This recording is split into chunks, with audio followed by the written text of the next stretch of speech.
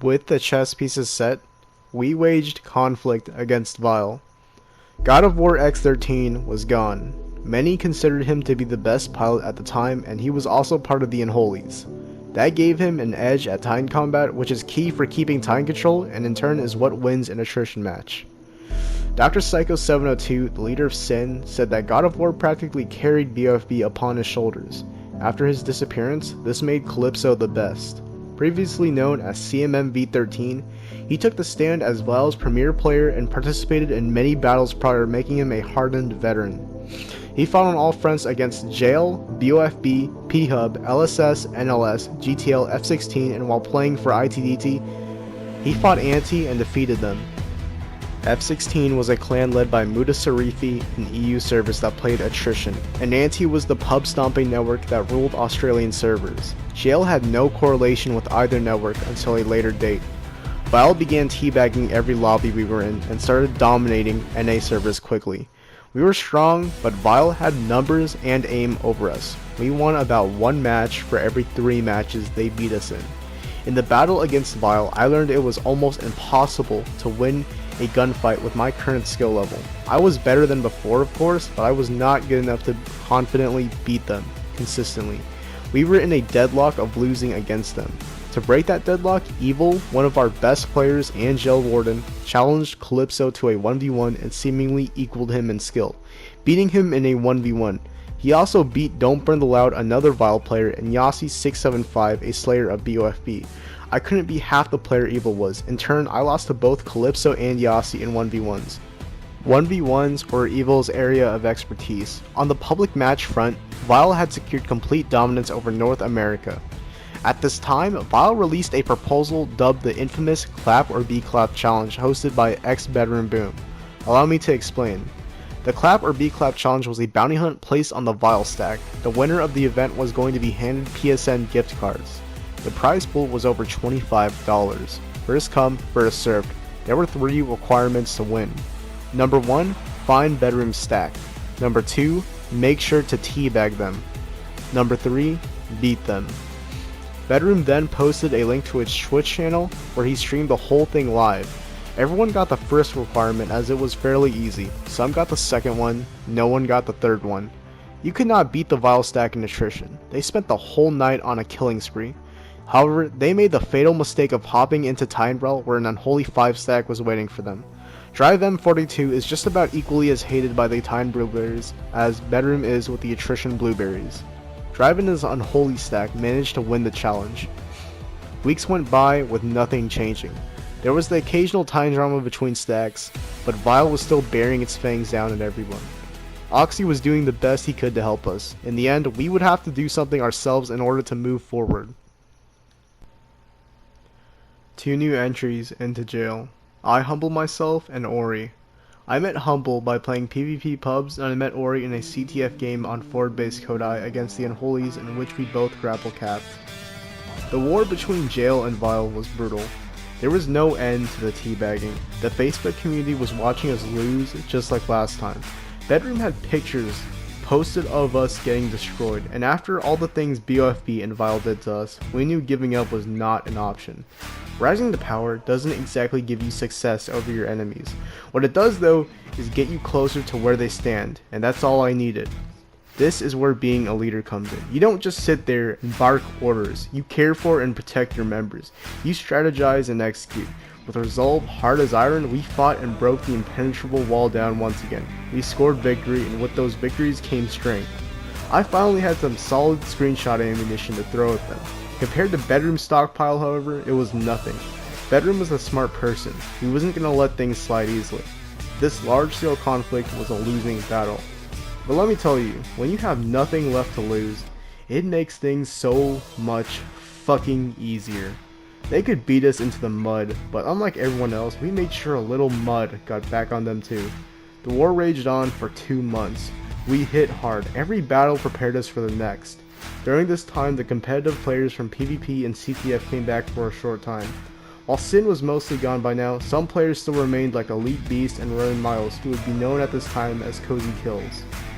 Miles was especially good at movement and aim, which made him great as a flag runner. Elite lived up to his name and was a beast.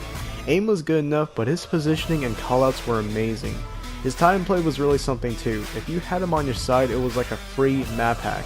Sin by all means were a legendary group of pilots. Next to them in 2019 was Omen, created long ago by a player named Ryuzan, also known as freaking Ryu. Ryuzan was a monster pilot in every aspect, hitscan weapons, projectiles, and movement. A long time ago I faced him and his friend Captain Cancer 611 with instant PvP. Ryuzan would later retire from Titanfall, and in his place a legend would soon appear. Prime 41301, later known as It's Prime A. Since the leader of Omen was gone, Prime remade the Omen network and acted as its new leader. In terms of skill, he soared to the greatest heights. Every aspect Ryuzan was good in, he was possibly even better.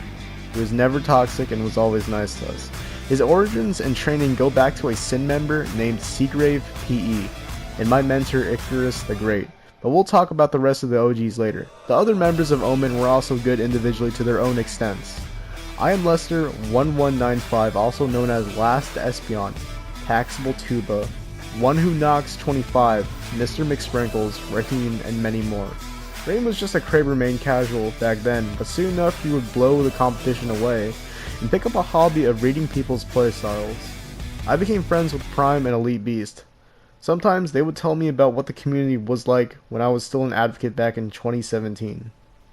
About old pilot networks like Era and SA. About players like XX Comps and Hun1324, who I only heard stories about. Before I knew it, Prime and Elite joined the fight against Vile. Or rather, they were already there in the form of battle against BOFP. At this time, an unholy requested to join jail to assist in versing Vile. I thought his intentions were mainly pure. I decided to let him in. He was good, or maybe I was just not good enough for him to look bad. Either way, he made a formidable pilot, and letting him in would be a decision I would very much regret in the future. His name was Alex Eduardo 15, later known as Inferno Spirit 6, and even later known as Veneno. Oftentimes, him and I would 1v1, but I learned nothing from it. I sure looked up to him though, because he was far better than me. But I feel like we were only friends because I sucked him off. He thought he was the best pilot in jail until Evil and Instant whooped him. Putting Alex Eduardo aside from now, Vile and jail were growing stronger by the minute, and soon a showdown on North American servers would appear. Oxy was balls deep in the drama though, but as far as I was concerned, we were on the same side. He was doing his part against Vile with our newfound allies Obi-Wan. Obi-Wan in their prime were unstoppable as the main Titan force in Europe, winning scrims against the Unholies. To the side, in a server far away, I slowly played hidden from view. This was the Sydney servers. Sydney had so much to offer for the price of high ping. A different player base, an unheard of Australian network seemingly full of skilled and kind people that welcomed me with open arms, and just a sense of exploration in general, or so it would seem. What I just told you now is the naive thoughts of a 13-year-old boy who didn't know what he was walking into, but I'll elaborate on that later. The Australian network was known as Antagonist, and they greeted me and new competition with a warm welcome. So warm in fact, I stopped by often just to play there. There was no beef, no drama, just sweaty fun matches against new friends. I didn't have to worry about every loss being screenshotted and put on display to be humiliated like what happened in North America, because why would that happen? During this time, I would say I was about halfway to where my prime was. The entirety of 2018 and 2019, I played max sensitivity, which was only hindering my full potential, but I didn't know that yet. This foreign side trip was also a good way of sheltering myself from Vile, and I would return to the Australian server later, but for now I was called back to North America for a fight that would change everything. I was playing some pubs with Prime over on Sydney's server when suddenly Prime left the match. He just told me to follow him. He left the party and 10 seconds later I got an invite to join a party chat with Last Espion, Elite Beast, Runnin' Miles, and Prime. I joined and said hello, but Elite told me to shush almost immediately. He had a Twitch stream pulled up, but it wasn't just any Twitch stream though. It was the stream of Penetrator 9K, another Vile member. Elite slid me a game invite, and there I was with these players in party lobby. Penetrator was with a full stack of Vile. The 4 pilots I was in party chat with were stream sniping the stack.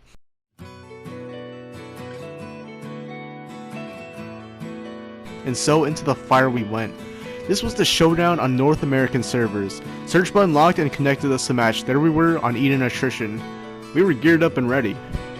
Lester, Prime, Miles, Elite, and me versus Bedroom, Mustaka, who changed his name to Dr. Disrespect X11, Tails, Penetrator 9K, and the newest addition to Avile at the time, Yossi 675 from BOFB.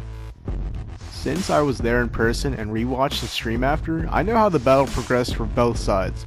Out of our respective dropships, all of us dropped into the fight on both sides of the monorail. All of us were looking at the Vile 5 stack, and Bedroom was looking straight back at us. Him being the perceptive player he was, said these exact words to his friends. If we lose this match, everyone on the Facebook community will be talking about it. Which was true, so instantly, Bedroom and Penetrator took control of monorail fast. They deployed both their AWOLs and opened fire across the map with Spitfires. Back to our side, Lester and the others were about to push in on monorail, but after the whiz of powerful anti-Spitfire bullets flying towards them, they jumped out of the way. Vile established complete control of the monorail, with the Yossi and Tails pushing. Mustaka was far ahead of the two, going at full throttle on a stem rush. In a fight, we could contest those three easy, but with the heavy support they had behind them, that was impossible. Subconsciously, we all knew what to do. Flank around the sides. Me, being the grapple pilot I was, gave us an edge over them despite my lack of skill at the time. I could hit them with attacks from unexpected angles. I flew in and kicked Penetrator in the gut. His AOL was up, so I took control of that and lit Bedroom up as he had no cover. The rest of the boys came in and wreaked havoc, but Vile rebounded back almost immediately.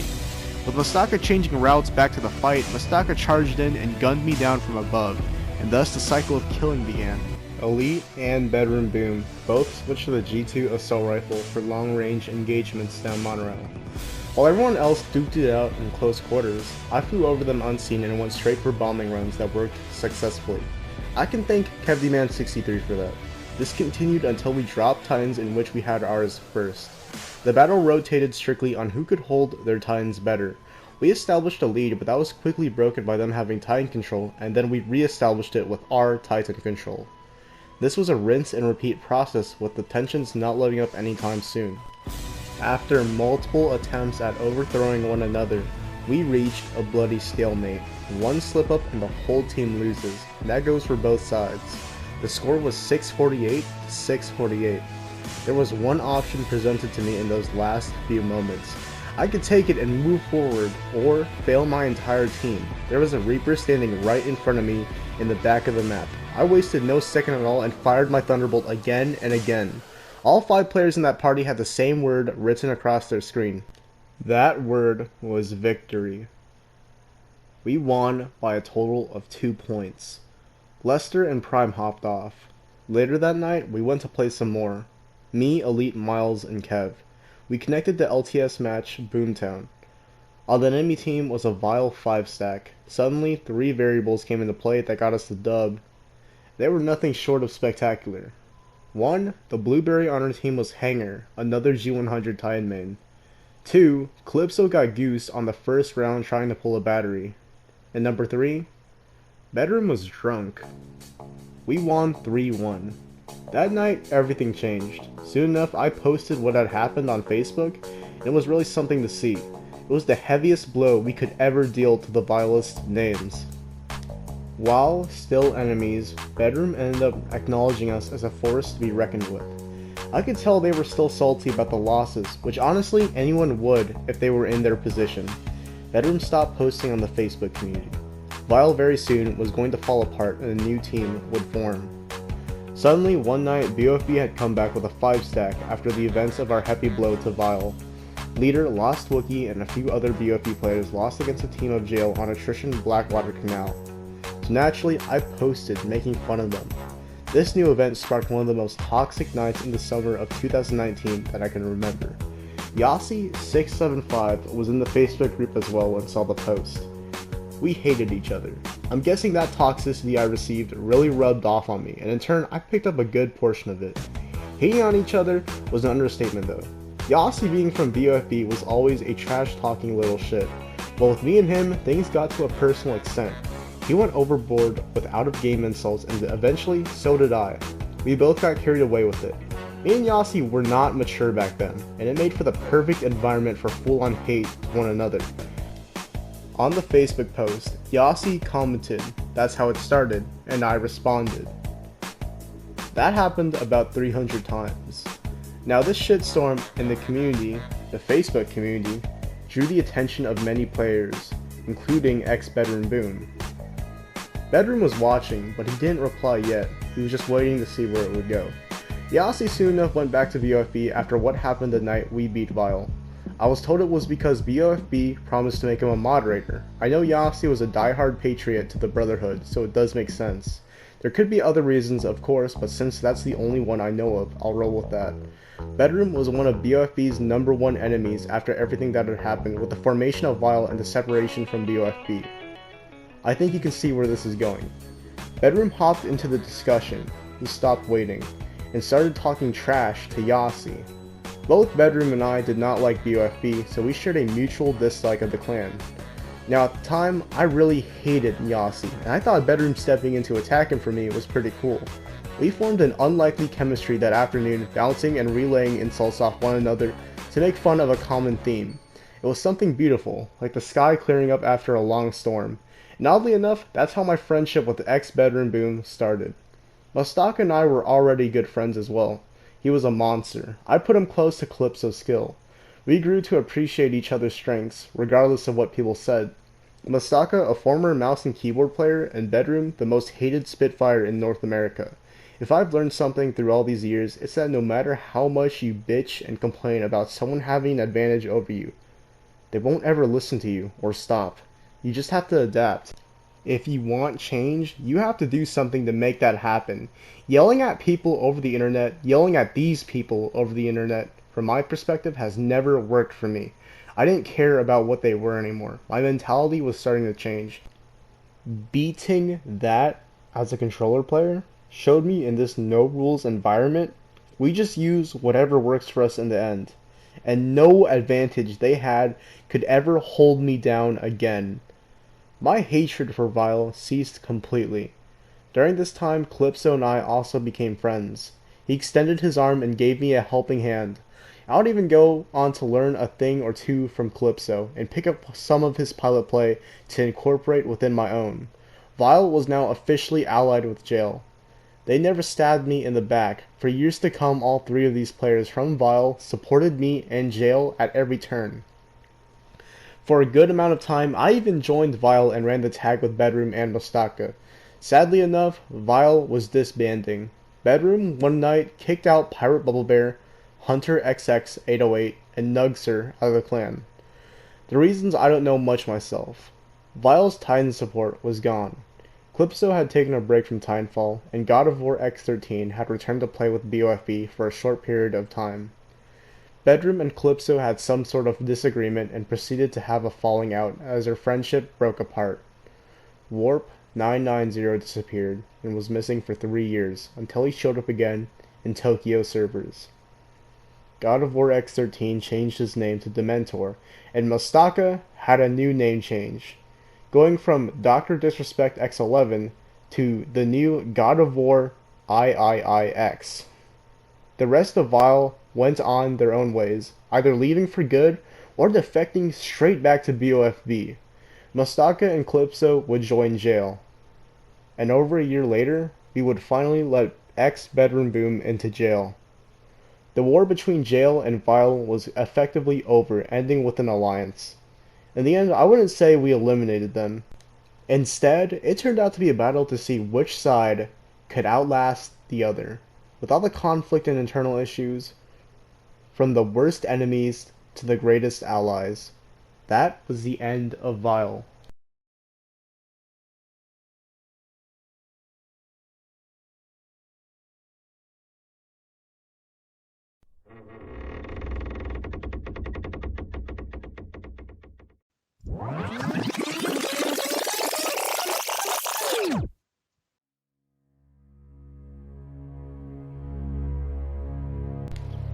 What I'm about to tell you isn't my story, but an old tale of the past, which has been passed on by those who played long ago.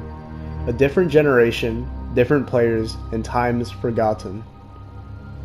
The year is 2017. Enter one of the first competitive groups, PG. PG was great in CTF, unmatched movement, aim, and positioning for their time.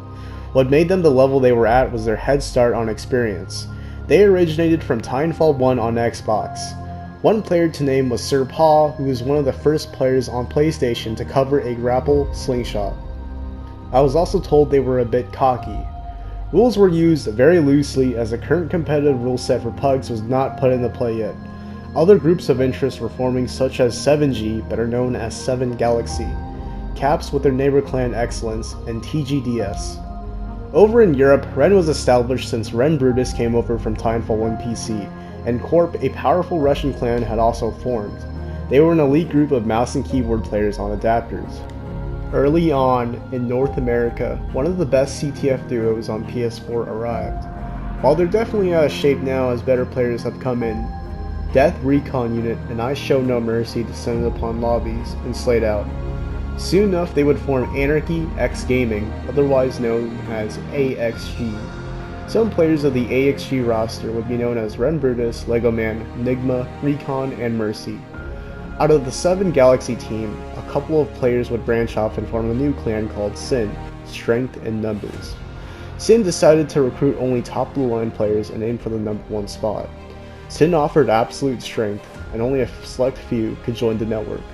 Some members to name were Dragons Chase Pig, who was Australia's number 1 player at the time, Seagrave PE, El Bassioni, Elite Beast, Renan Miles, Tongo York, Dr. Psycho 702, Restar, a Lizard Wizard, Deegan 15, and Vadim Spyglass, the most slippery player I've ever seen.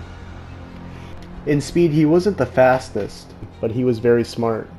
Sin was good enough to immediately leave their mark across the community, and as I quote from one of the Sin members, Dr. Psycho feeds off the drama. Now AXG, according to Elite, had the power to rival Sin, but a toxic leadership kept them tied down. Other groups ran about in PvP, such as TS1, IFG, Era, Sa, Omen, and even OG Applesauce's group, which consisted of GameSager, Iniquity, Chill Dragon Dude, P. Jackson, and others. OG Applesauce is the first Gen 100 on PS4, earning much popularity. But in my opinion, he was a douchebag. Sin secured its top spot among many other clans, and that was the end of their competitive legacy. Scrims and pugs were commonplace back then. Eventually, all of it would fade away. While I don't know much about how the previous Titan community operated, I've heard about it from my predecessors. Lucky Sevens, Eichel, and Soul were a basis ground for the Titan Community Foundation in North America, and a player named Ablaze Razgriz was inherently one of the best. In my opinion though, by today's standards, players like CCC Coda would probably give him a whooping. I was merely an advocate at this time, so from my vague perspective, I feel like I'm talking about a bunch of dinosaurs. Mike Spullen would branch off the Lucky Sevens, where he became the founder of the Unholies. One of the Big Three. The Big Three refers to the top 3 LTS clans on our console. Obi-Wan, another one of the Big Three, was led by the Blastrizer in Europe. With both of them making their basis grounds, CCC Coda formed ITDT, otherwise known as Dream Team, which would later on become the current top competitor for Titans on PS4. The Big Three LTS clans had the longest 3-way war with each other, lasting several years. All 3 clans were enemies with the other 2. Many scrims and privates were held, and screenshots and video clips were the ammunition. The battle took place on 2 platforms, YouTube and Facebook. Bagging and stacking on each other in pub engagements were common tactics, with trash talk following after.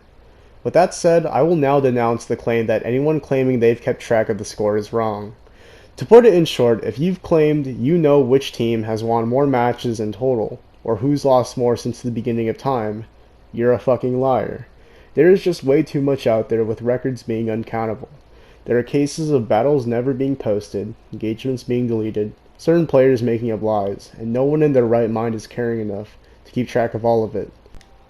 Who's currently been winning? Well, each side was at one point and wasn't, and most recently ITDT was winning. Keep in mind the date of this recording. We're also going to talk about a clan known as Buds. Apollo Titan 840 and I were actually a part of the Buds. I joined Buds around 2018. The Buds were a friendly group of dudes who liked to play Tines and just have fun. Some players to name were Princess Jalen, Milk the Universe, Gomez, Cindy W, Borderlats and his brother who I can't remember the name of, and Tristorm. Our leader was Oak 5080, who would also become an Unholy. Everybody got along with Oak, and he was one of the most formidable Ion players for his time. He was friends with the whole community, and there was practically nothing to dislike about him. His years of playing Titanfall would come to an end soon, though. A tragedy had struck and befell Oak. Oak was diagnosed with cancer. This hurt a lot of people who weren't ready to hear the news. After fighting for so long, Oak passed away, and many grieved for his death. But that wasn't the end of his story. The day of his funeral, Oak, being the legend he was, had suddenly risen from the casket like the Lord himself. Hallelujah! I'm joking, but Oak didn't pass away. He was never diagnosed with cancer in the first place. Oak had effectively faked his death in front of the entire community, and not even I know why. This earned Buds a lot of bad reputation. However, you couldn't ask for a more loyal group of friends than the Buds, who would always stick to Oak's side even after the drama concerning him. These are the tales of the past. The Titan community seems to have stayed connected over time, but for the previous pilot community before my generation, I can't say the same. The disconnection was too great. Once Sin had died, all the old pilot networks started disappearing, leaving only pub-stomping clans. BOFB was more than happy to establish itself. This era is not mine. So let's get back to where my time was.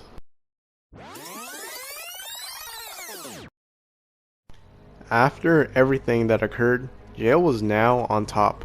We were the main power of North America, and this was absolutely ridiculous in the eyes of the community. It was the first instance in Titanfall 2 history where the weakest pilots in the server overthrew the dominant force. We were picked on, made fun of, humiliated, and now we had just risen to power in front of everybody.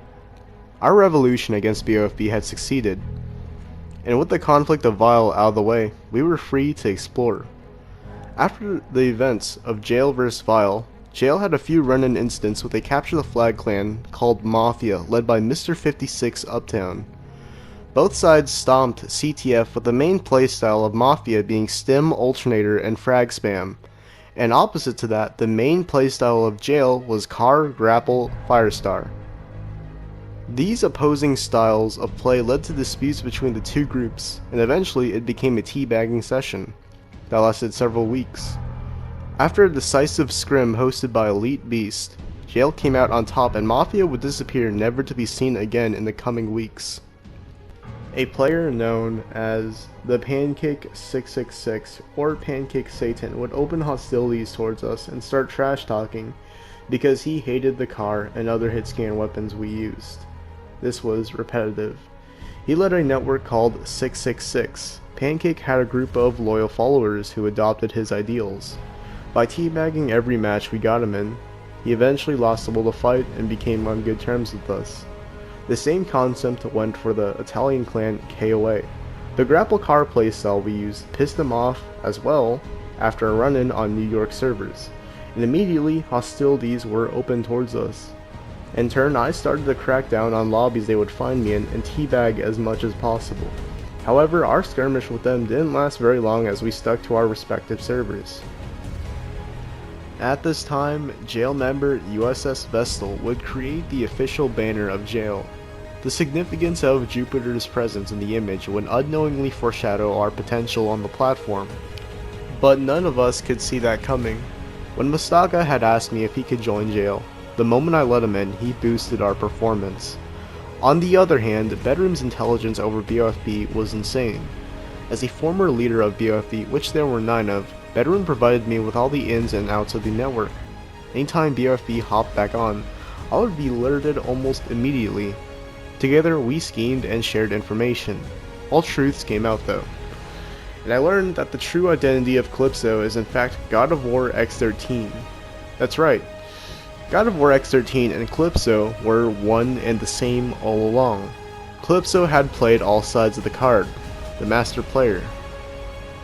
God of War X13 had accomplished so much for the Brotherhood, including a very narrow victory against Sin.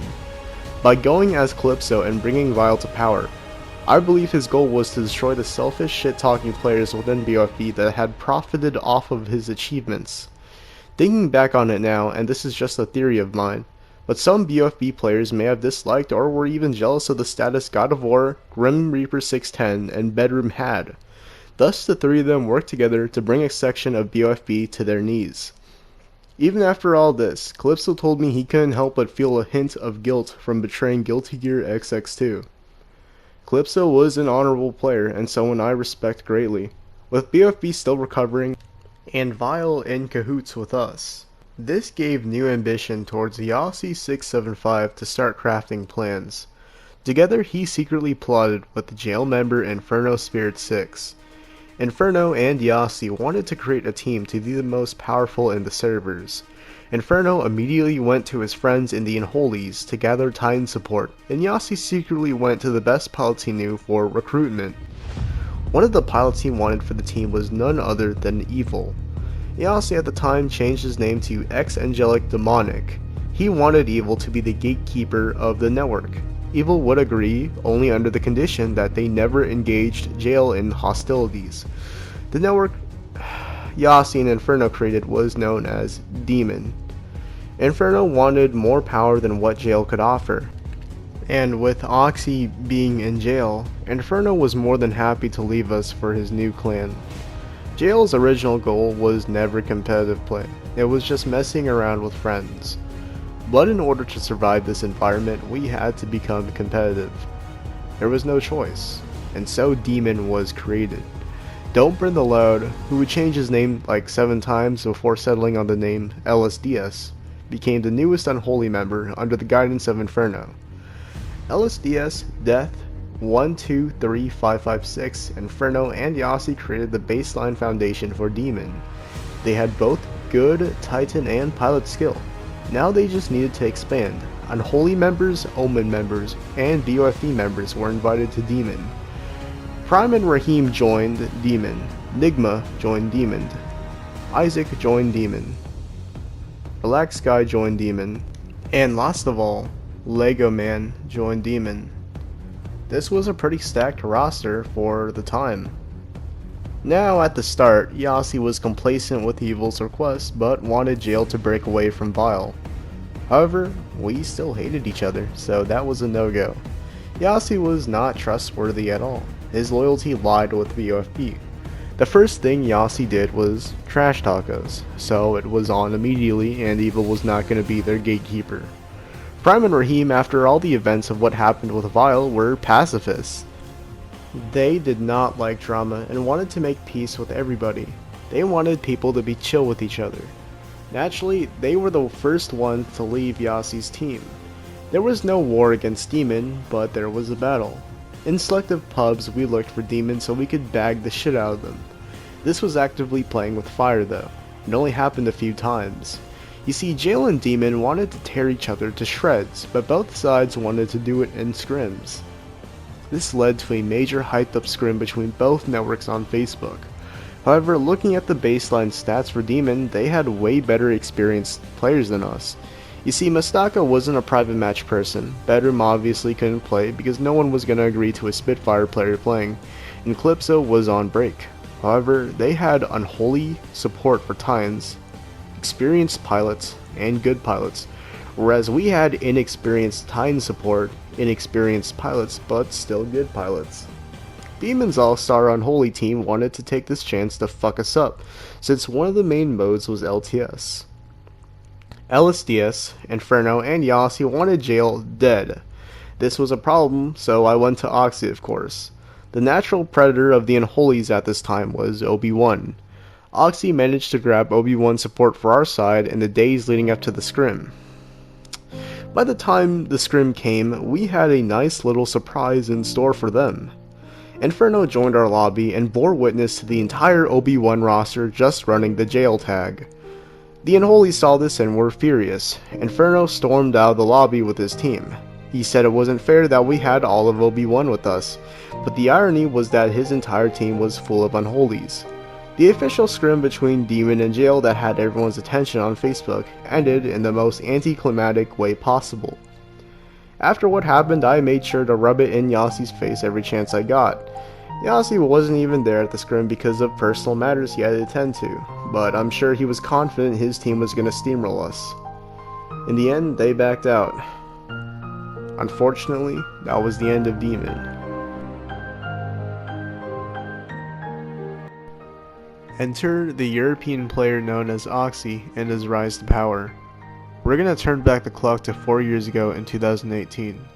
Similar to my situation, he was bad at the game. Oxy was not good enough to even light a candle to any Titan player present in the community. However, despite that, he would keep playing and improve on his North Star. You could usually spot him playing pubs on European servers. He would then go on to play ITDT the first time he realized that switching servers actually puts you up against different players, rather than just changing how you were connecting to the servers everyone was on. He had arrived in North America. Oxy got an invite to ITDT as a result of dropping 180k damage on Mizzle and Coda. However, at a later date, he would get kicked off ITDT and get picked up by a European player named Tommy Stowe 1, otherwise known as Taciturned. Tommy was the leader of Dog and was one of the best tone players on PlayStation. Dog inherently started out as a pilot clan that had beef with OB1 on European servers, but with Tommy already becoming an OB1 member, I assumed that the beef was dissipated. Together with Tommy and his friends, Oxy would learn and gain more insight on how to play his Titans better. Oxy, otherwise known as Jamie, would then meet us on Facebook. And that's where both of our stories intertwine, if you can recall from Community History Part 1. Going past Oxy becoming our Titan support in 2019 against Vile, he had a slight increase in skill, allowing him to start beating up a good amount of the Titan mains present in North America. He became very knowledgeable in the technical aspect of Titans and started maining Ronin. As time passed, he picked up a certain skill known as shit-talking the Unholies. The Unholies were an extremely arrogant and prideful bunch, so Oxy learned how to smack talk them at every turn when they tried trash talking Jail or OB1. He started off small and began working his way up the ladder by beating more and more powerful opponents, whether it be pubs, privates, or 1v1s. But by this time he had already gained a good amount of experience and confidence. Now he was ready to go after the big fish. In my opinion, the best Ronins at this time were Alphatron of the Unholies, Blastrizer of OB1, and CCZ Coda of ITDT. Oxy meticulously learned how all three of them played, and studied how Alpha and Blast engaged people in Titan combat. It took Oxy many rinse and repeat attempts until he was finally able to contest Alphatron, who was debated as best Ronin at the time. And then, he beat him. Once word of this got out, it was a huge shock to everyone. You see, this weak player from Europe had slowly but surely began rising to power in front of everyone, all while keeping an eye on who to beat and how to beat them. It was only a matter of time before he surpassed Blast, and he was already a step ahead of Coda. Although Coda was arguably a better Ronin in a team-based scenario and had more experience than Oxy, Oxy was stronger in a 1v1 based scenario, and had already showed more promising results than Coda in raw Ronin skill alone. He was the one who surpassed every Titan player, and was the one who rose to the top. That is Oxy, the best Ronin in the game. His crowning achievements would follow him in the coming years, beating even better players than the best ones in 2019. After the Blasterizer ditched his team and moved to Apex to become a top 500 player, all members of OB1 identified themselves with Dog, and now Dog was the superior Titan clan in Europe. Wrapping up the last of the 2019 summer conflicts, we had a skirmish against the first G100 on PlayStation known as OG Applesauce and his army of supporters. You see, OG Applesauce, also known as Morosity, had somewhat of a sizable presence in the Twitch community. His Twitch alias, I'm 2OP, now changed to Maffine, had attracted many followers over the years, most of which were PS4 Titanfall players. To begin my dossier on Applesauce, I'll start off with what I thought about him at the start. We knew Morosity as a polite and chill Twitch streamer / legend in our community. He was ahead of everyone in skill at the start of the game, and had a good stack of players that stomped lobbies. I actually used to be a fan of his back in summer of 2017, when he was only Gen 50, and I would run with players from the TFL network before I met Instant. Morosity was also very welcoming to Jail Warden KevDman63 in particular, and Kev was on great terms with him. His loadout consisted of Phase, Holosight Car, and Firestar. For a while, things were peaceful, and he came back to the game playing and streaming daily. Things were looking rather bright. However, on one fateful day in 2019, OG Applesauce accidentally revealed his true colors to us. Kev, like many other jail members at the time, was blindly solo queuing and ended up in the same game as him. Kev was enjoying a fun match of PvP using projectile weapons. However, OG Applesauce wasn't having a good time and let his emotions slip after getting killed by Kev. He started complaining and accused Kev of stream sniping. That's how it started. Now let me make this clear. Back in 2019, the jail network did not engage in stream sniping until this incident. We did not partake in any stream sniping until OG Applesauce opened hostilities towards us.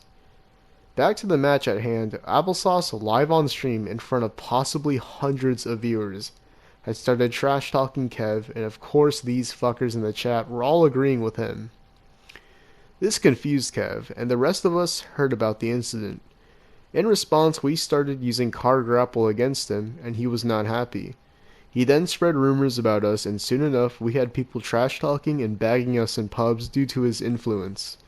Apparently we were not the first group he had done this to, but we were currently the only ones under fire from him.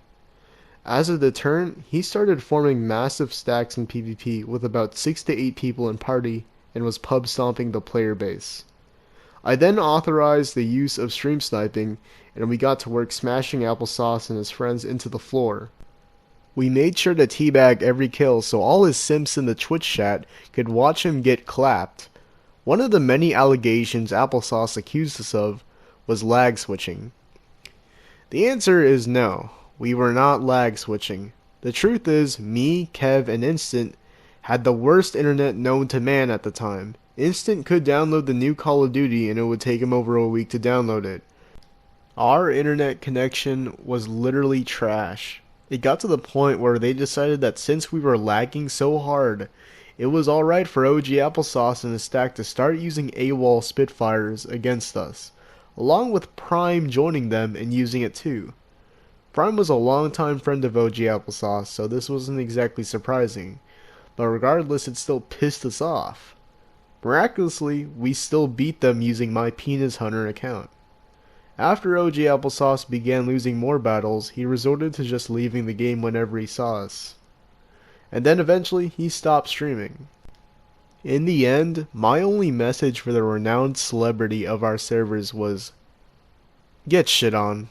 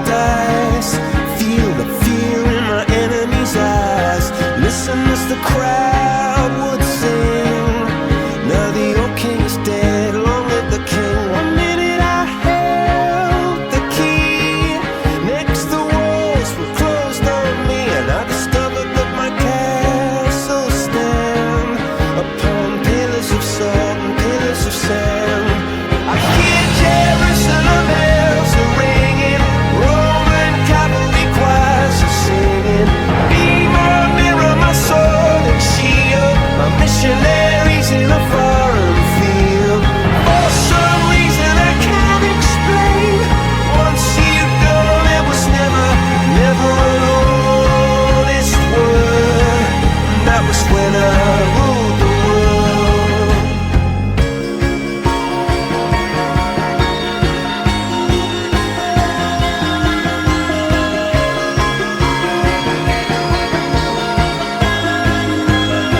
It was the wicked and wild wind blew down the doors to let me in, shattered windows and the sound of drums.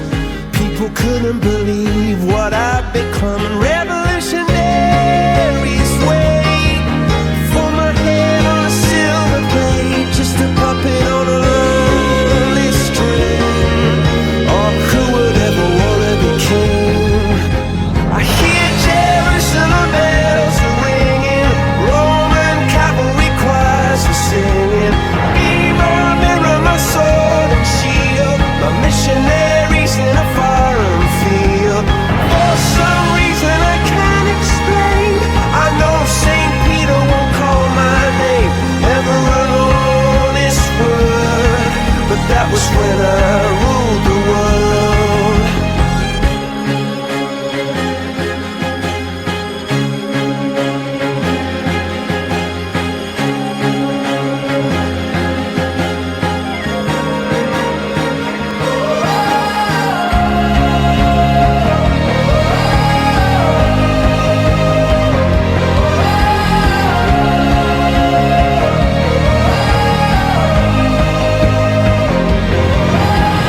Hear Jerusalem bells are ringing, Roman cavalry choirs are singing.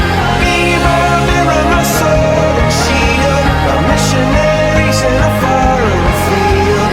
For some reason I can't explain, I know St. Peter won't call my name ever alone this word, but that was when I ruled the world.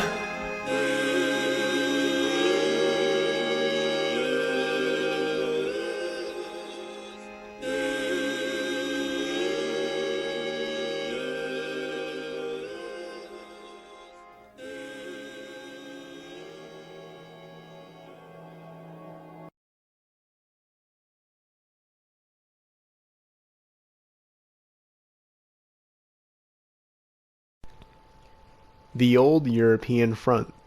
Contrary to every other server, the player base of Europe back in 2019 was peaceful. Europe was home to a vast community. There were barely any disputes after the European megaclan known as NLS fell to the hands of Vile in jail. NLS invaded our servers during Vile's hostile takeover. The leader of NLS, NL Shooter, was cocky, but his skills couldn't keep up with the talk, and in turn he made some wrong decisions that led to the fall of NLS. When NLS had died, several other splinter groups came into the spotlight that we did not even know about.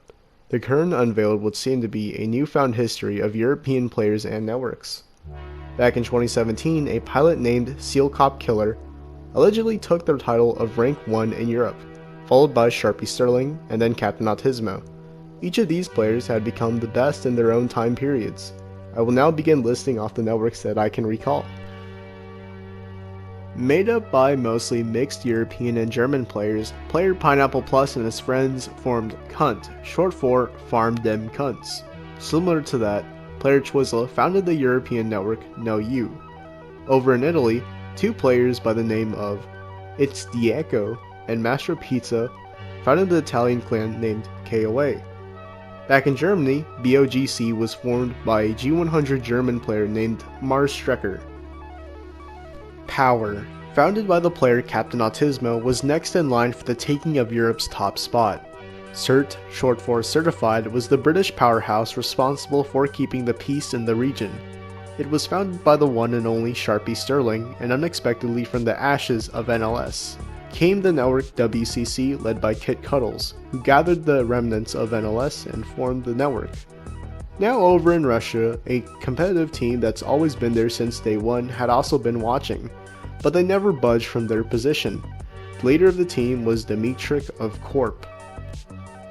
Last but not least, there was F16 led by Muda Sarifi, and in Hibernation, Ren, led by the OG Greek competitive player Ren Brutus. Apparently there was also a group called 959, but I have no information on them. All I know is that they were super toxic.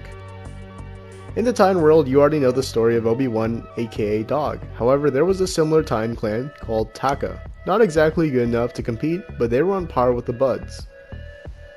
Each of these networks were home to better players than what you could expect. However, none of them had beef or drama with one another, unlike the rest of the regions. Well, unless it was Corp. Everybody in Europe seemed to hold disdain for the Russians. Now, for the most part, they all lived peacefully with no conflict. And whenever these groups encountered each other in public matches, such as stack vs stack engagements, everyone put away their hitscan weapons and used projectile weapons. This was a rather bizarre sight to see since I was so used to the toxicity of North America. The European players could easily pass as movement masters, as all of them moved around. Rarely ever did I see any of these people hop on a head glitch or hold a position. The European pilot world in 2019 to 2020 was one of the most peaceful and chill places on PlayStation. However, during my time I encountered several pilot players that stood out from the rest. I will now list some of them. Silas77, Polarix, Big Pizza, Sharpie Sterling, Nigma, Dimitri, Captain Autismo, It's Apex 47, and Pineapple Plus were all above the rest. All the players I've just listed seem to be at the top of the line for Europe's pilots. Back in 2019, interestingly enough, Dimitri and Nigma were rank 1 and 2 of Corp, and Sharpie Sterling was considered to be the best around this time. Everyone got along with him and he never seemed to get angry. However, Sharpie had a unique perk to him. You see, Sharpie allegedly played better drunk. I don't exactly know the science behind all this, but when Sharpie got drunk off his ass, he had an increase in skill and performed better than how he usually would sober. I would then form connections with some of Europe's community, and 2 players from there would join jail, that being the rising star of the European pilot world, It's Apex 47, and Captain Autismo, the previous best player in Britain. Keep in mind the date of this recording. They both were from the network Power. Power, in the leading years of 2019 through 2021, would become one of our closest allied clans, and once 2020 rolled around, Power became the best European pilot network on PS4. I would then join Power and gain more insight and intelligence to anything happening in Europe. During my time talking with Captain Autismo, I also learned of previous disputes between European networks, both friendly and non-friendly in nature. The networks that participated are apparently as followed: KOA, Corp, Certified, WCC, No U, 959, Obi-Wan Dog, and Ren. The players that participated are as followed: Sharpie Sterling, Seal Cop Killer, Twizzla, Lapinfers, Pineapple Plus, Captain Autismo, Wanna Crab, Dennis 1964, Wolf's Creed X, Asphalt Dragon 23, Cobra Black, Nigma, Titozer, It's Apex 47, Kid Cuddles, Dante 01 Russ, Dimitrik, Nikita Sem Phi, and Nikita 42 Russ. Judge 447, Rob McGroin, Tommy Stowe, The Blastrizer, Vampujas, Naji GK, Aqua Ebe, Mon VS 43271, R2D2 Drone, Ecuz, Cardo, Baby Vet, Hollow Hunter, Protex Warfare, Extra Crispy, Did 911, Ren Brutus, and Lego Man. Non-friendly and hostile disputes in chronological order are as followed: Dog vs 959, Dog and Obi-Wan vs Corp, Obi-Wan, Dog, and Power vs Corp, Power and Certified vs Corp, Power vs Corp, Ren vs Corp. Friendly disputes are as followed: WCC vs Certified, No U vs Certified, No U vs WCC, Power vs WCC, Power vs No U, Power vs Certified. They also had something called Friendly Clan Wars, which seem to be possible, but are a very rare sight on PlayStation. Friendly Clan Wars are as followed: Power vs KOA, Certified vs Corp, WCC vs No U, and last but not least, Corp and Sin back in the day had open hostilities towards one another and had a cross-continental battle resulting in a CTF scrim in which Sin had won. However, since I've spoken to Dimitrik, he says otherwise. Rich in its own history, disputes, and truces, the PS4 Titanfall 2 servers of Europe were home to a diverse group of players and networks. This was known as the Old European Front, lasting from 2017 to the end of 2020. These players would leave their mark on the game and disappear with time.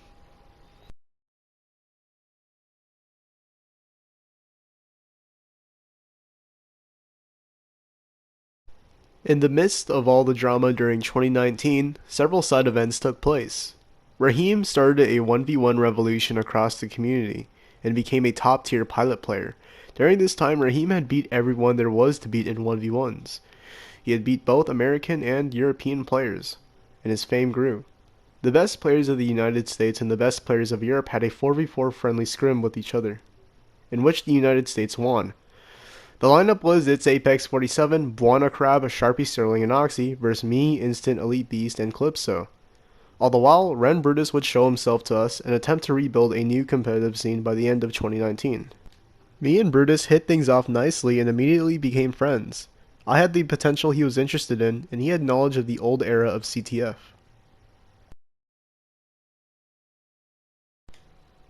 Not much was known about the South American servers of PS4 or what lurked there, but we knew of one Brazilian clan called BSA.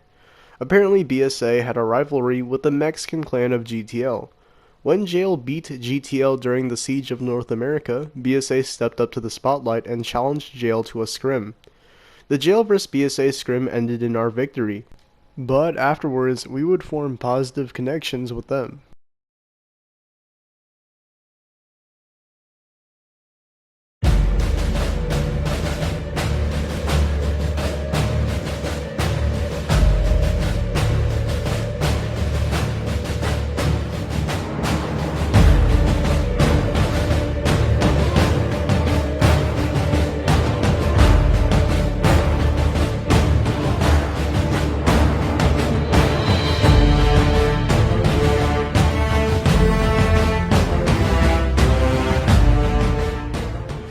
Back during the Vile vs Jail conflict, to the side in a server far away, I slowly played hidden from view. This was the Sydney server.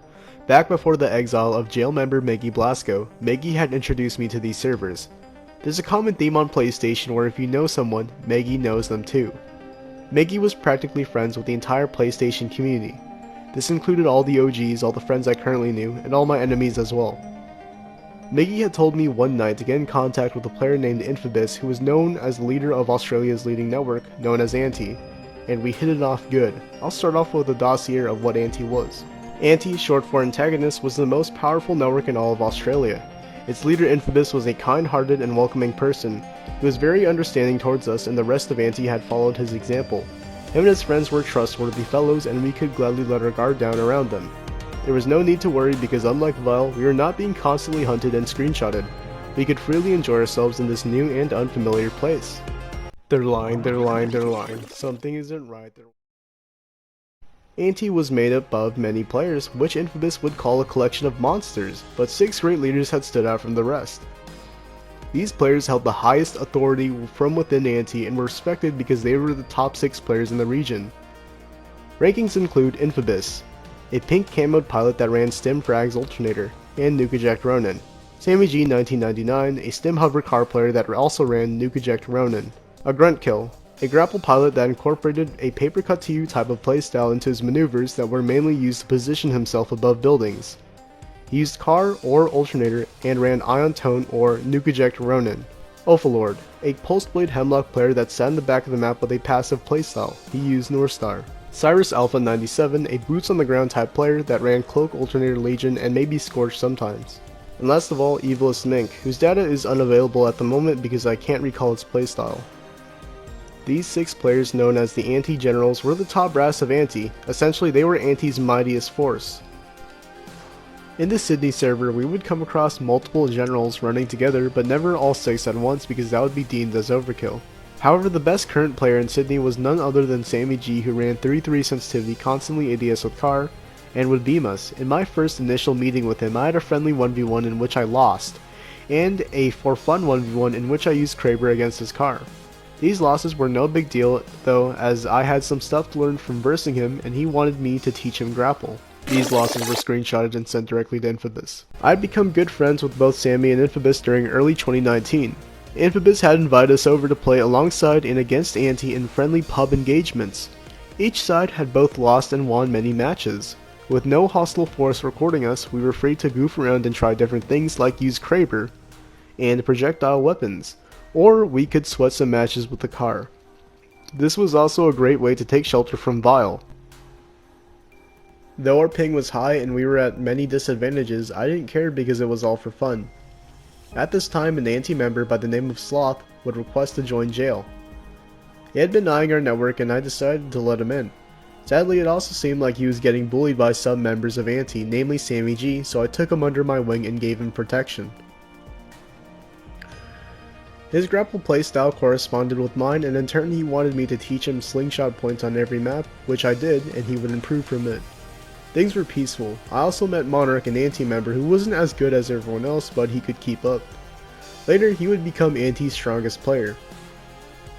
For a while, we had settled into Australian territory late night when the servers were online, and we maintained friendly relations with Anti.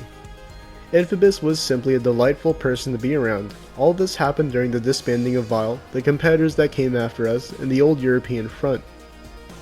Months would go by until the 2019 month of August, where everything would change. History of the Australian server before Jail's arrival. You're already aware of the tales of the past. Dragon's Chase Pig of the network TGDS was previously rank 1 in Australia. With time, both the network and Dragon would leave the community and move on.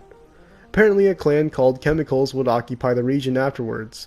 According to Anti's narrative, they were usurped by none other than Infobus, who had gone through a power-hungry streak and began recruiting members. Chemicals would disappear in due time, leaving Anti in control of the region. You can't technically own a server, but you can police it, when you have the best players on your side. Today, speaking from the 2019 perspective, Anti has a hierarchy led by the 6 generals, and below that exists AOA, short for Apostles of Anti. The Apostles are none other than Anti's quote-unquote competitive branch. Anti also has had a special division only for Chinese players.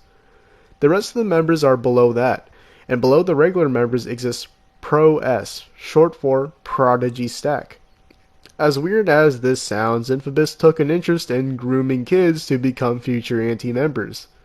In 2018, Anti would suffer defeat at the hands of 2 foreign American clans, that being Sin and ITDT. However, Anti would manage to pick itself up and get even stronger from their losses. Besides Anti's ruling force, there were other groups in the server. The TUH clan, one of Australia's largest networks, was formed by none other than TUH Phantom. Phantom would go through many name changes throughout the years, but I knew him as Dark Pilot. Independently, player I'm the One had his own stack of players, and another stack of Diamond Daggers, Bundy, and Lord Raiden would form. During this time, Australia would have its first G100 player by the name of Headrush 0001. It's agreed upon that the Australian player base was definitely below average in skill, but other players like J-Wing16, Arcane Umbreon, and Mizric made their individual marks as players that stood out. By the time 2019 rolled around, the only mode you could search in Sydney was Attrition, and Anti had fully solidified itself among the player base. Back to present time. The month of August had arrived, and significant changes in the atmosphere of the player base began taking place. August 2nd, 2019, Anti left Australia and arrived on the shores of Japan, where they challenged the 4th Empire network led by Bosu 1021. Even though Anti was as prepared as they could get, they suffered a crushing defeat at the hands of the 4th Empire in a scrim and were driven back to Australia. Bosu's team was simply too powerful. 7 days after Anti fought the 4th Empire, August 9th, 2019, for the first time tensions rose when Anti lost a public match to Jail, in which it seemed like no big deal. Unfortunately, this seemed to irk and annoy Infobus. Afterwards, he openly made jabs towards us and tried to set up a match where he could pin his best members against our casual stack. He wanted the generals to face us down. I disagreed and rearranged it to where the anti-generals would be facing the jail wardens. Of course, this match never happened and never will. On the same day, Anti launched a formal declaration of war against us. At this point, things were in the gray area. We couldn't tell if this was friendly or hostile, but Anti had upped the aggression towards us, and in response, we started a formal invasion of the server. We had hit Anti hard and fast. The bulk of our invasion into Australian territory had blew them off guard. We were the best grapple players in the game, and at every point in our matches against them, we held air supremacy. Our grapple slingshots launched us high above the map where we could gun them down. Me, Kev, and Instant had mastered grapple and learned how to track at high speeds. However, Anti had strong experience force and attrition that was adapted to our playstyle. We weren't used to 33 players using Spitfire camping playstyle with SMGs using stim and hover. This was also the first team that spammed Ronin against us. Their strategy was almost perfect. The team composition they used allowed the Wolfpack Ronins to swarm the enemy and rip them to shreds, and if the opposition survived, they would nuke eject on them. It threw us off. Luckily for us, it seemed the experience we had gathered from fighting the previous pub stomping clans had allowed us to run through Anti's defenses and score many wins against them. Long before Anti used nuke eject, I used nuke eject as well, and this had proved effective against prior clans we had conflicts with. My Ion that had faced every previous force before and after Anti was impeccable. I could laser shot everyone in my sight with surgical precision. I was on top of my game with laser shots and almost no one rivaled me at this point. There was no bagging or shit talking, only Q sniping and hunting. The entire advocate community of Australia bore witness to this war as we ran into other stacks caught in the crossfire. At many points I did try to propose scrims between both teams, but Infobus denied all offers and preached a no-rules environment in pubs. Throughout the months of August and September, Infobus increased the amount of insults, jabs, and excuses after every match. This had gone increasingly annoying. One of his favorite pastimes was to complain about the ping of him and his players on Sydney. I couldn't exactly blame him for that because Australia had a fair amount of internet problems with Telstra. However, Anti still had much better ping than us on their home server, and it didn't excuse the fact that we all had over 200 plus ping. He also couldn't grasp the concept that some of us had bad internet as well. We hadn't confirmed if this was a hostile conflict yet, so we took our time in party chat messing around and cracking jokes during matches. While on the other hand, they may have taken it a bit more serious than us. We never knew what their party chat sounded like and we didn't know their voices. However, while interviewing former Australian players, I discovered Anti's comms might have sounded something like this. Oi mate, you fucking bullocks, yeah? Oh my god, Sammy! Get behind him! Done with this fucking game! Fuck! He's fucking useless! On October 1st, 2019, I had several 1v1s with good players. One serious 1v1 with ITDT's Northstar player, I'm Endowed, to settle the beef between us. A friendly 1v1 with Kraber player Xanahoria, and a semi-serious 1v1 with Sammy G in which I won. All on the same day, I uploaded each of them and was proud of how I did against them. This was not a showcase to prove I was better than anyone. They were all definitely better than me in certain aspects. I only wanted to show off intense and fun battles. I made sure to clear the title and description of anything that would be deemed as offensive or mocking, and kept things respectable. Keep in mind, I had been 14 years old for most of this. Unfortunately, Infobus caught wind of this and was absolutely furious with what I had done. He started shit-talking and made fun of me in Sammy G's DMs. Sammy was also reasonably upset about this. He was still my friend at this time, so with no hesitation, I did as he asked and took down the video immediately. I also apologized. It felt like shit being bad-mouthed by these people, but I assumed I was just in the wrong, and I just took the trash talk without doing anything. 3 days later on October 4th, Infobus uploaded a video making it evident at this point things were completely hostile. He posted a match in an attempt to humiliate us and titled it a 3v6 battle. Pre-war, I never recorded or screenshot any games, and that's when I realized a disturbing truth. It turns out the entire time we were here, Infobus was actively monitoring every move we were making. He had screenshot and recorded every match and every encounter we had with him. From day one, he was manipulating me. The thing is, I'm not the only person that Infobus has been doing this to.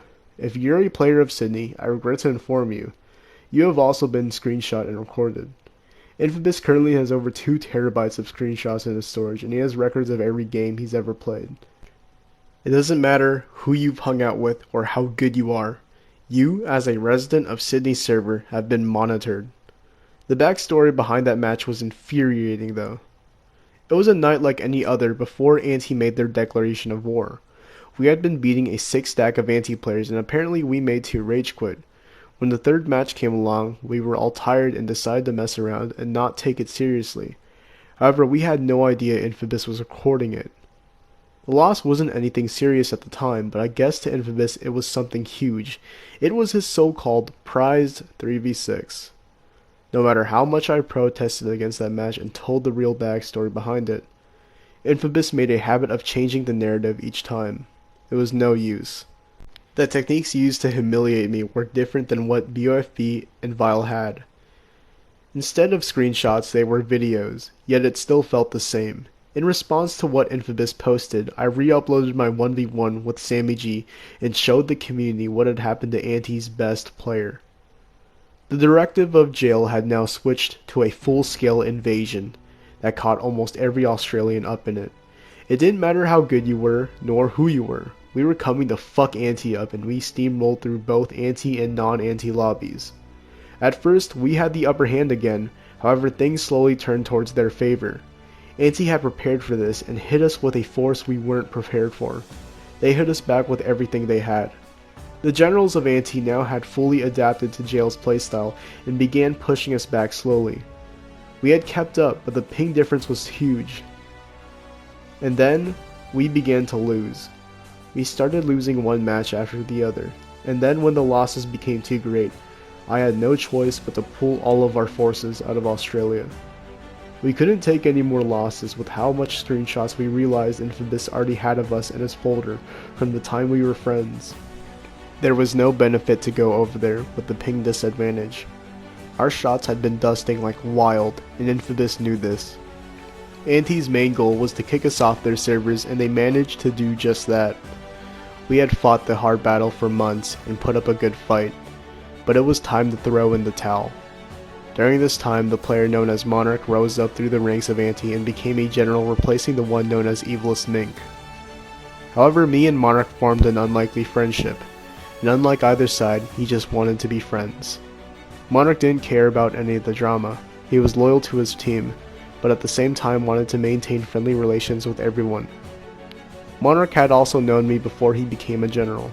During our invasion and during our absence from the Australian servers came a new network called ABP that would come over from Xbox and stomp Anti. ABP was notorious for running a 4-man strike team consisting of 2 car stim players and 2 Spitfire AWOL players. They would drop double Monarchs and dominate the battlefield at the start. No one knew who these guys were, but looking back on it now, they were probably face crew from Xbox. After ABP's rampage in the server, Anti began a counter-offensive and adapted to ABP's playstyle. Cyrus Alpha, who became Celestio Sapien, and another Anti-player named Harry012 would adopt ABP's use of AWOL Spitfire. ABP started getting pushed back, while Anti had numbers over the 4-man team. Eventually, Anti regained dominance in Australia. November 22nd, 2019, Anti launched a full-scale assault on North America. This was the most powerful offensive Anti could ever throw at us. The 6 generals were assembled and had their weapons poised straight at the server of Oregon. This was an awfully scary force, and they ripped through the first lobby with no hesitation and no mercy. However, a huge factor came about. If you remember, one of Infobus's favorite pastimes was complaining about Australian ping. Now, if you can't even handle the ping of your own server, what makes you think you can handle ours? As smart and brilliant as Infobus was, he was also a fucking moron. Not even aware of it, he had gotten his most powerful stack stranded in North America with, oh, God forbid, a jail stack! Match connected and we got live fire on stacks, and boy were we pumped up. Absolute ass kicking took place. We won every round and shat on them. A complete 5-0 victory, and they hadn't even managed to kill me one time. Anti was facing the same conditions we had been playing with over on their servers.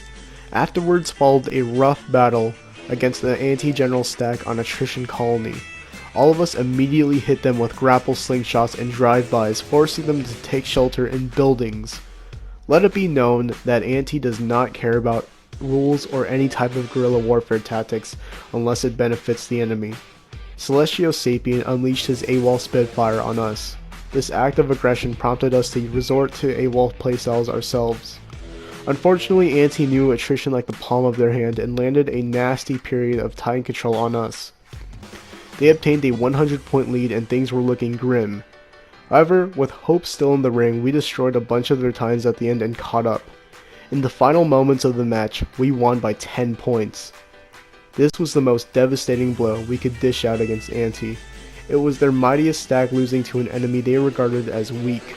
The Australian server would learn of this event, and word would get around Anti suffered defeat in the American server. This was completely unheard of because many of the Australians thought that the generals were unbeatable. After this, Anti would learn never to set foot in American servers with such a large presence again. We had accomplished in one night what Anti had taken months to do, which was to repel the foreign invasion from our servers. It was also around this time Anti enforced a lockdown on the Australian server and began patrols to search for me. I became the most wanted player in Sydney, and I was at the top of their blacklist. All alone, I played at night. No team, no ping advantage, and now the days of S-Gamer the Outlaw had taken place. Shenanigans of war. The war may have been serious, but that didn't stop me from sneaking in some trolling here and there. An example of this was uploading 15 minutes of a black screen to mess with Infobis. Another time I gave Monarch the jail tag and let him run around in Sydney, and that pissed you know who off. Monarch left jail that same night, but for a period of 2 weeks Infobis would block and bag him in pubs. Eventually, he let the young lad back into the generals. I also like to do something called sounding the alarm. Sounding the alarm is exactly what it sounded like. I would go play one match in Sydney server by myself, and then hop offline. This would alert Infobis and wake up all of Anti to do a full sweep of the server. You see, Infobis had eyes everywhere, and oftentimes random advocates would report to Infobis that I was playing. Taking advantage of this, I ran around post-war sparking full-on manhunts for me. November 24th, 2019. Jail member Calypso reached out to Infobis for 2v2 private matches, in which the only official scrim match in history between Jail and Anti took place. Me and Calypso vs Infobis in a grunt kill. Now I'm not gonna lie to you, them boys got shit on. It resulted in a 3-0 victory where we won 3 matches of skirmish, 2 on the Australian server and 1 on the American server. To this day, Infobis claims that I uploaded the matches due to my own greed and desperation, but the reality of things was that Calypso told me to post them. By December 2019, we had gone to the end of the year. Celebrations were made, people from all over happily played, and Titanfall 2 went free on PlayStation Plus. Away from all the players and away from all the celebrations, Anti released everything they had on us in the form of videos, and I did the same.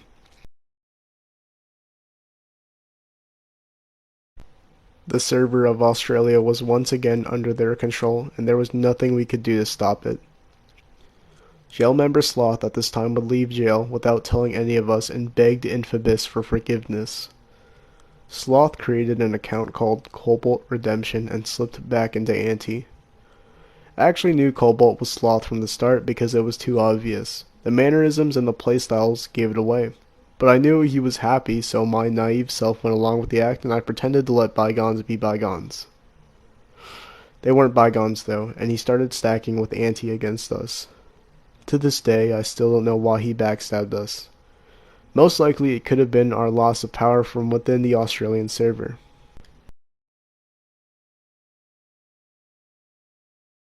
We're going to skip away from the past for a moment and take a detour into the future. This is the current time of 2021. Jail has full control of all servers, and I speak to you now as the current S-Gamer that you know. I will now reveal everything. Infobis has monitored my YouTube channel since day one, and he's watched every single fucking video. The reason I know this is because Monarch, currently Jail's 5th warden, has told me about it and showed me screenshots of Infobis dissecting my videos frame by frame. You see, Monarch and I, despite all the drama, were still friends during the war. Sometimes we'd play together away from Australia, and he would show up in my videos even if they weren't Anti-related. Regardless, Infobis would still search through them as if he had some sort of paranoid agenda. However, if he so much as spotted Monarch in a single frame of one of my videos, Infobis would send paragraphs upon paragraphs to lecture Monarch in DMs and try to keep him away from me. To every video I post, there is always a response. The truth is, Infobus is probably watching this video right now, but it doesn't matter. It's too late to try and stop me from saying what I'm about to say, and I'm not gonna hold back. I've grown older, and I still remember everything these fuckers did to me. Infobus is a control freak hell-bent on his position of power, and he was also obsessed with my destruction. Please prepare yourself for this next part. The events of December 2019 were ugly. To make sense of all this, we have to go back to North America, where an old clan, or should I say guild, had begun its growth in membership. Knights of the Sacred Oath was led by BOFB member Ravenclaw Nerd. Ravenclaw back in 2018 was a grapple Spitfire player that bagged lobbies with a stack. I was also subject to this as well. However, in 2019 it seemed he turned over a new leaf and put away his old ways. He switched his loadout to Stim Alternator and started a mass recruitment plan for the Oath Guild. Oath would pub stomp attrition lobbies and recruit the best player on the enemy team. This in turn made Oath grow at a rapid rate, and naturally we intervened. Oath for the most part was pretty stupid and an easy target, but I still had a bone to pick with Ravenclaw because I remembered all the times he bagged me with his Spitfire stack. They were allied with BOFB and harbored the jail traitor Meggy Blasco. We didn't think twice when we started hunting them, and eventually some of us would get inside the Oath chat. But what happened inside the Oath chat was some crazy shit.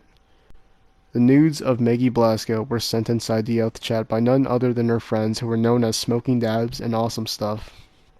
Nobody knew how these got into their hands, as bizarre as it was. Oath players would then start sharing photos with each other, while jail member Starlit Plains 1 was also inside the Oath chat at the time, witnessing the events go down in real time. He took the photos and started sharing them with us as well, and joined in the circulation of the incident. All of us were high school students at the time, and we didn't look into it any further. The only thing I wanted to do was hunt them, not indulge into whatever they were up to. This was their problem, not ours. But of fucking course. Since Star was involved, Oath, Auntie, and Meggy and all of her brainpower had looked directly at us, and pinned the problem straight on me. The entire incident was blamed on S-Gamer and jail purely because of the association. I was labeled as evil fucking scum. I was the perfect scapegoat to put everything on. I was deemed toxic, angry, and a suitable target for what transpired. Infobus and Meggy erected rumors about me being a horrible person. These rumors spread like wildfire and caught the attention of many PS4 players. But that's not all. I had been so foolish that all of us forgot one of the most important things Meggy had with her. Back when she was in jail, she was trusted with almost all of our personal information. She had my phone number, she had Grimm's phone number, she had Evil's phone number. She knew things about me that no one else did. She had photos of me, all my socials, and even embarrassing secrets. This was something we completely forgot about, and in the rage of the photos being sent around, she gave all my personal information to the anti-generals. She gave them to Oath, she gave them to BOFB, she shared them to everybody she knew. For the second time, the entire community laughed at me. Infobus and Sammy G made jokes about my school grades, my age, and etc., and others kept my private information to themselves. I didn't know what to do. I searched for anything I could against these fuckers on Facebook, and there was almost nothing to make fun of them for. My blood was boiling. Infobus messaged me about it and mocked me right to my face, and that's when I started to make fun of him for his homosexuality. And born from that, the rumor that S-Gamer is a homophobic asshole came about. But I just didn't care anymore. There was no justification, no motivation to defend myself. Nobody was going to listen to the words of the community's villain. And so I embraced all of it. Let all these people think what they want to fucking think about me. By the end of 2019, I came back to North America full of hatred and toxicity. Just as they intended. But if they thought this was over, they had another thing coming.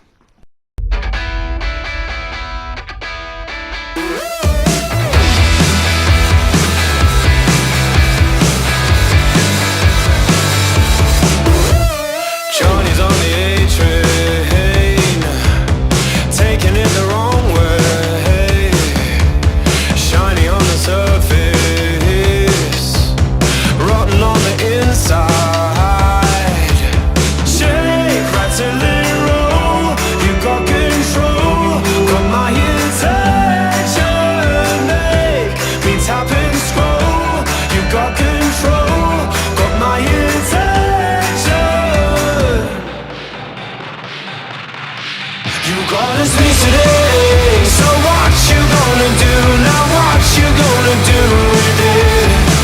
You got us listening. So what you gonna do? Now what you gonna do with it? Make me paranoid, love me, hate me, fill the void. What you gonna do with it? Sally's never outside. Got a screen to hide behind. She says she's happy on the inside, and got a lot of friends online. Shake, rattle and roll. You got control, but my